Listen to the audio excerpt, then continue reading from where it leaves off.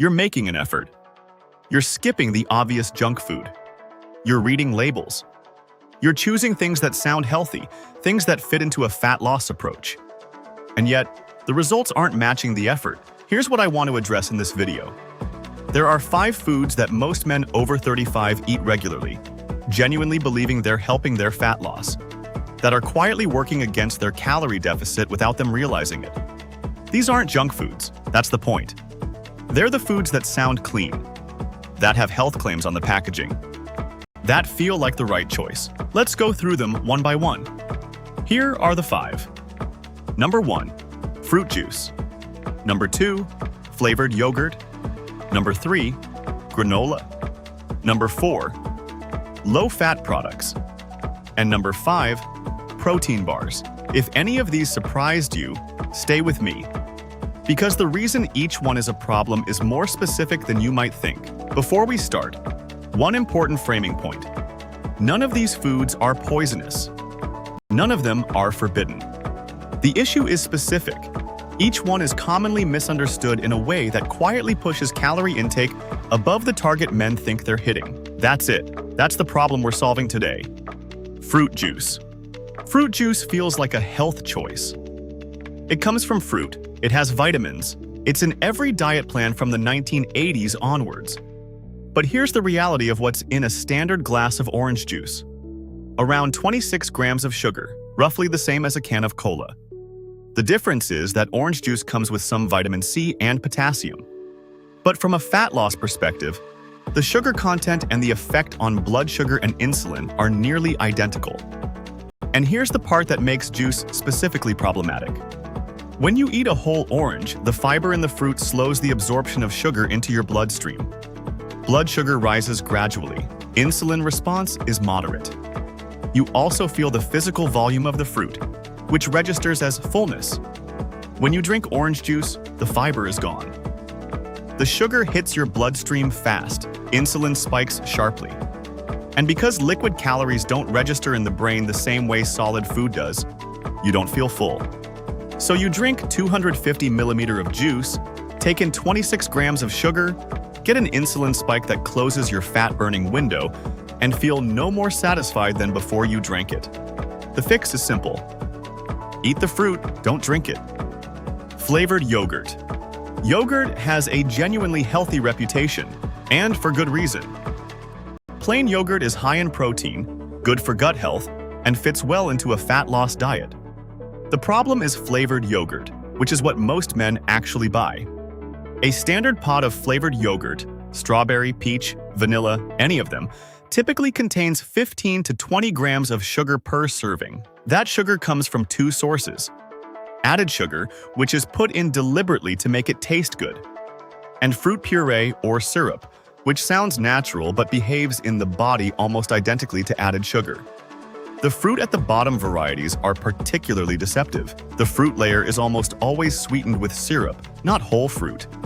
And because the product is marketed as a healthy snack, men eat it without questioning what's in it. They assume it's supporting their fat loss.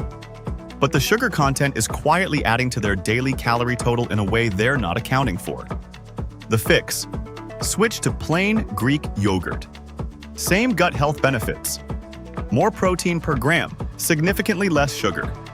If you want flavor, add a small amount of fresh fruit yourself. You control what goes in. Granola. Granola has one of the strongest health images of any food in the supermarket.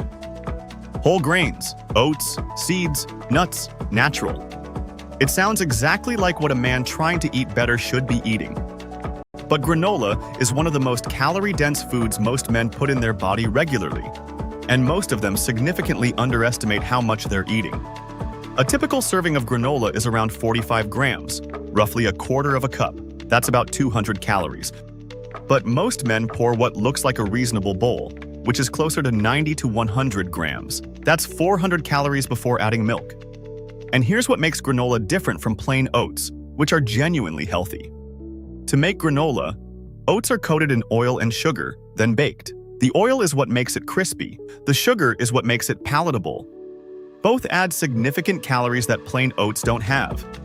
A 100-gram serving of plain oats is around 370 calories with 13 grams of protein and almost no added sugar.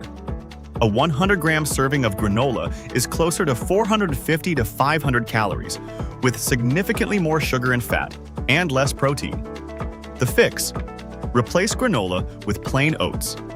Add your own toppings, a small amount of nuts, some fresh fruit. You get the same satisfying breakfast with better protein content, less sugar, and significantly fewer calories. Low-fat products. This is the one that has caused the most damage to fat loss for the longest time. Low-fat products became dominant in the 1980s and 1990s based on the idea that dietary fat caused body fat.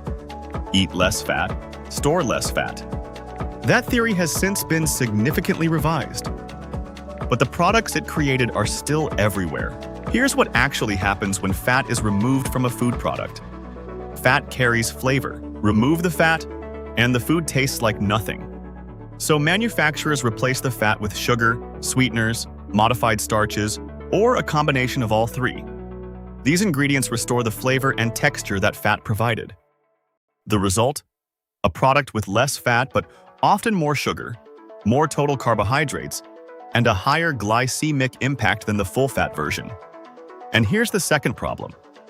Fat slows digestion. It makes you feel full for longer. When you remove it, the food digests faster, which means you get hungry sooner and eat more. Low-fat salad dressing, low-fat peanut butter, low-fat yogurt, low-fat cereal.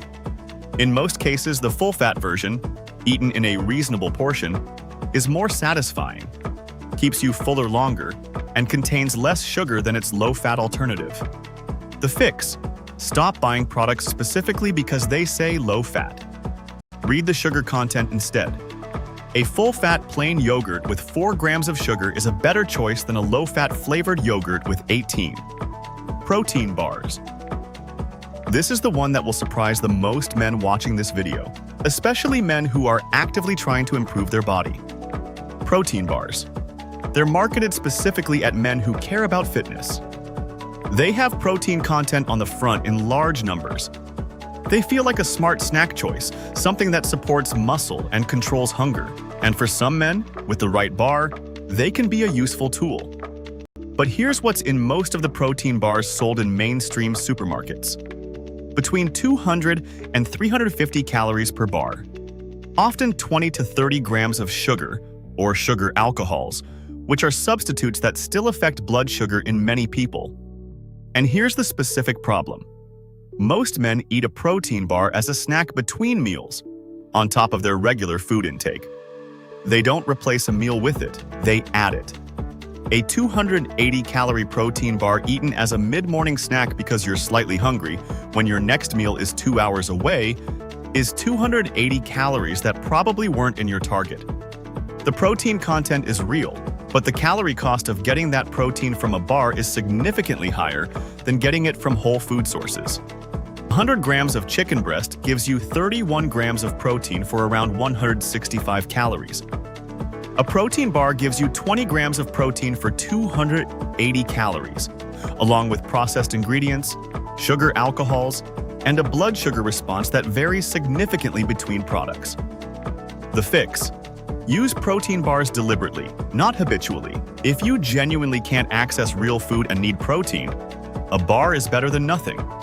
But check the label. Under 200 calories, at least 20 grams of protein, and under 10 grams of sugar is the benchmark to aim for.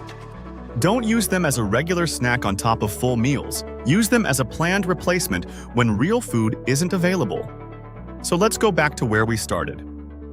You're making an effort. You're avoiding the obvious junk food. You're choosing things that sound healthy. None of that was wrong. The effort is real. The intention is right. What was missing was specific information about what these foods actually do to your calorie intake and your fat loss progress. Fruit juice for whole fruit. Flavored yogurt for plain Greek yogurt. Granola for plain oats. Low-fat products read for sugar content, not fat content. And protein bars used deliberately, not habitually. 5 swaps. None of them are dramatic. None of them require a complete diet overhaul. But together, they close the gap between the effort you're already putting in and the results you should be seeing from it. If this video helped you understand things a bit clearer, I appreciate you taking the time to watch it. What I focus on here is simple, realistic approaches that middle-aged men can actually stick to, because that's what gets real results. If that's something you're working on, you can stick around for more.